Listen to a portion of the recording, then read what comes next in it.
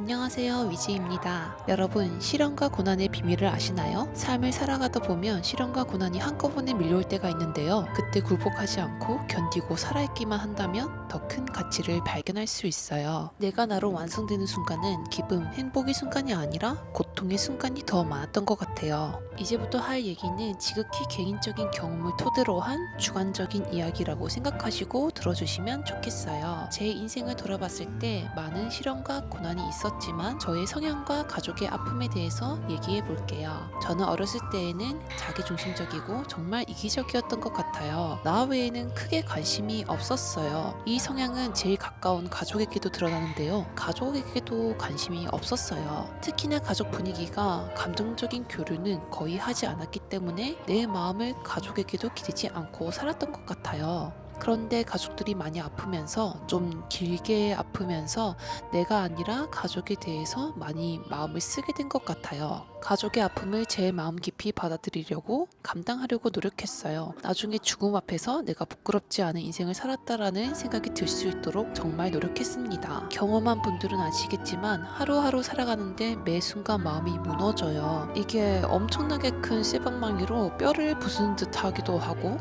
어떨 때는 뼈가 아니라 내 마음속 깊은 영혼까지 사정없이 두들겨 맞는 기분이에요. 제가 대학교 때 성악을 전공했는데요. 노래를 할 수가 없어서 한 학기 휴학하고 방황도 많이 했습니다. 방황했을 때에는 친구들은 잘 몰랐어요. 제가 겪는 아픔, 내 마음의 어두운 부분을 감추려고 더 밝게 행동하고 웃었거든요. 제정신으로 살지 못했던 것 같아요. 영혼이 후들겨 맞고 멘탈이 계속 나가고 반복하고 굴복하고 절망 속에 빠져 살다가 이 슬픔을 끝내려면 죽는 것밖에 없나라고 나쁜 생각도 했다가 다시 일어나야지, 내가 정신 차려야지 하고 정신을 차렸다가 신에게 빌어도 보고 울고 버티고 견디다 보니 저도 모르게 예전보다는 강한 마음과 정신력을 가지게 됐더라고요. 그리고 무한 이기주의였던 원래 저의 성품이 타인을 더 위하는 사람으로 바뀝니다. 사람의 성품은 절대 바뀌지 않는다고 하잖아요. 정말 그럴까요? 저는 예외도 있다는 걸 제 인생으로 경험했어요. 시련이 주는 고통에 후들겨 맞으면서 반대의 성향으로 많이 바뀌었어요. 남에겐 관심이 없던 제가 가족을 받아들이고 곁을 지키고 그리고 가족을 넘어 타인에게 관심을 가지게 됩니다. 타인의 마음을 빨리 알아차리고 힘들어할 때 어떻게 위로해야 할지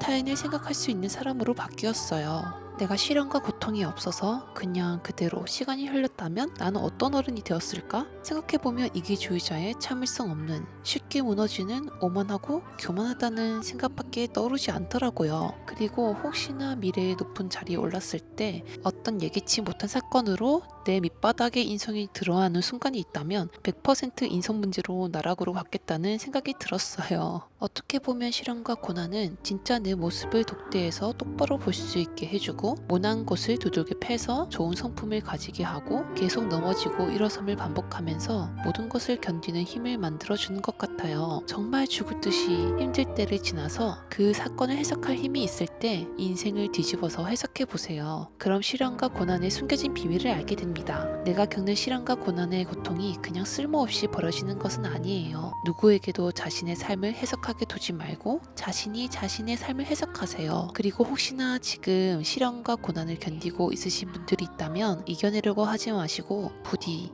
살아만 계세요. 여러분 모두 오늘도 행복하세요.